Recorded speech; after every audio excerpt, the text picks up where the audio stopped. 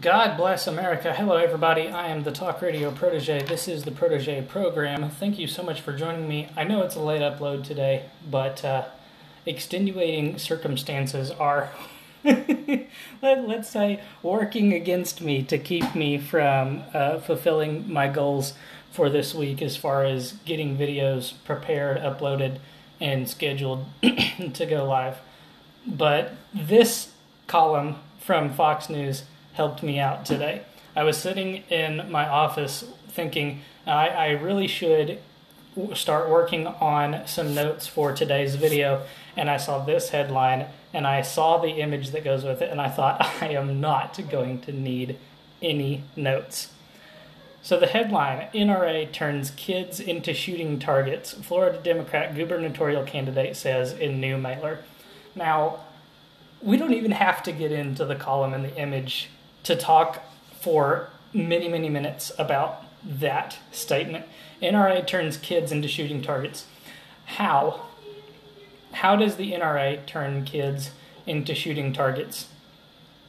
Well, what does the NRA stand for? The NRA stands for the rights of gun owners to keep and bear arms, if you believe their rhetoric. If you don't believe their rhetoric, well then, you might be watching the wrong video. The NRA stands for gun rights. They stand for the right of American citizens to keep and bear arms according to the text of the Second Amendment. And apparently, standing up for the rights of citizens to keep and bear arms according to the Second Amendment turns kids into shooting targets. The right of law-abiding citizens to keep and bear arms apparently turns kids into shooting targets. How does that happen? How does the lawful use of firearms, according to the Second Amendment of the United States Constitution, turn kids into targets? Well, it means that law-abiding citizens are allowed to carry guns. Law-abiding citizens do not go into schools and shoot up classrooms. So that's not how the NRA is turning kids into shooting targets. The NRA stands against the willy-nilly allowance of the purchase of firearms. They stand against provisions and policies that allow the criminally mentally ill to purchase firearms, or maybe criminally mentally ill isn't the right way, but the violently mentally ill from purchasing firearms. So it can't be that way. The NRA also stands for the Constitution in that they believe in the right to due process, such that if you've done nothing wrong, you shouldn't have your right to keep and bear arms taken away from you. So in that sense, a person who is in a bad place in their life, who might be a law-abiding citizen up to the point that they go and shoot up a school, they would probably stand for the rights of that person. I don't think it's a controversial thing to say that you're innocent until proven guilty, and that we should stand up for the rights of the innocent to keep and bear arms up to the point of which they begin to break the law and violate the rights of others. But let's look at the image that goes with this headline, because I don't think it's right to just spend all of our time talking about the headline. So here is the top of the banner, and it's for a Florida governor candidate named by the name of Jeff Greene. And he has a quote on this banner. He says, "As a father, I won't stand by while the NRA turns our kids into targets." And then you have this hallway, and you have some posters of children with backpacks on, and there's an NRA seal there. You might be able to recognize it. You can kind of see that it says National Rifle Association. It's kind of hard to read because it's so small. And then in big black letters, it says AR practice. And I find that amusing. I find that amusing because AR-15s are not even the primary choice of mass shooters. They're not the primary choice of murder across the country. They are not even the most powerful firearm that you can own.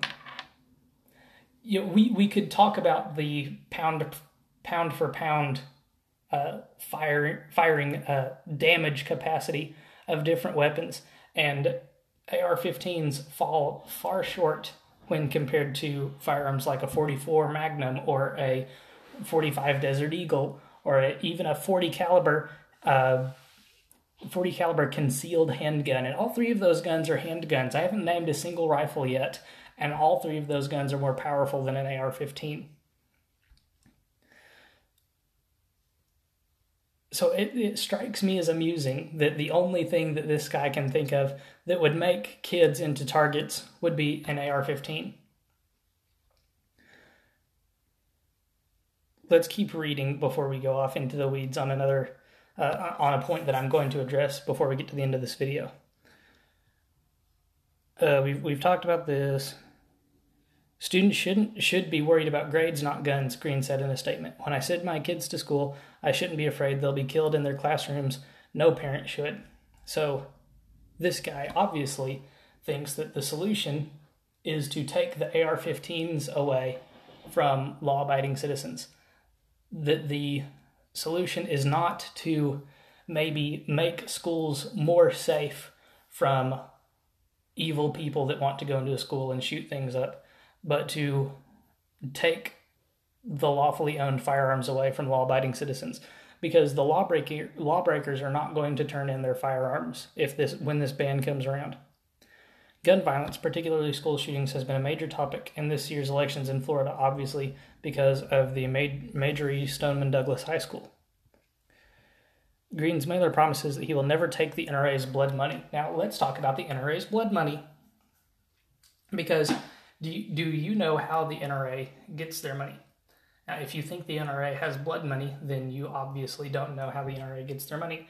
The NRA is a members-funded, basically a charity, because they're not I know they're not a charity, but they function very similar to a charity, because all of the money that goes into the NRA is from supporters of what the NRA is doing, from members of the NRA. They don't get money from gun manufacturers or gun retailers. So if the NRA has blood money, then law-abiding American citizens who want to exercise their Second Amendment rights are giving them that blood money. So this is a very good way to reach out to those voters who might be your most resilient opponents come election season, is to say that they are the holders of blood money. Very good, Mr. Greene. Please keep going with this blood money message. Marion Hammer, a former NRA president who leads the group's lobbying efforts in Florida, called the mailer repulsive. As a mother, grandmother, and a proud NRA member for decades, I find his mailer repulsive. It is clear that Jeff Greene is bankrupt of ideas, and he has to resort to these dumb ideas to try and get attention for himself and his campaign. When people can't win on fact, they have to resort to cheap stunts like this. Now I want to take a moment to talk about what this proposed solution, the signs of these on these posters say AR practice. So obviously Mr. Greene thinks that the evil in these equations is the AR-15, not any people involved. So let me ask you, what does an AR-15 do to become so deadly or to become so evil or illegal? It's used in the killing of many people. Now, what did I say that the AR-15 does? The AR-15 actually doesn't do anything. It is used by evil people.